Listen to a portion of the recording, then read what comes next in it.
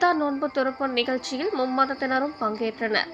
திருக்குர்ஆன் அருளப்பெற்ற மாதமான புனித ரமலான் மாதத்தில் இஸ்லாமியர்கள் நோன்பிருப்பது வழக்கம். வேதாரண்யம் எஸ் அறக்கட்டளை சார்பில் பல ஆண்டுகளாக நோன்பு துறப்பு நிகழ்வு நடைபெற்று வருகிறது.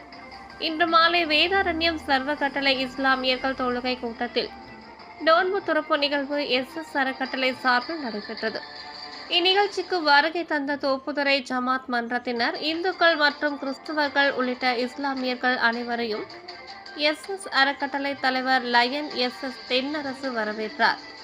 வேதாரண்யம் வர்த்தக சங்க செயலாளர் சுபஹானி, தோப்புதுறை ஜமாத் மன்ற தலைவர் முகமது ஷாபி, முன்னாள் தலைவர் நவாஸ்தீன் உள்ளிட்ட இஸ்லாமியர்கள், இந்துக்கள், கிறிஸ்தவர்கள் ஏராளமானோர் கலந்து கொண்டனர். சிறப்பு தொழுகைக்கு பின் நோன்பு துறப்பு நடைபெற்றது. செய்திகளை துல்லியமாகவும் உடனுக்குடன் தெரிந்து கொள்ள நாகை 24 நியூஸ் சேனலை சப்ஸ்கிரைப் செய்து பார்க்கவும். வேதாரண்யம் செய்தியாளர்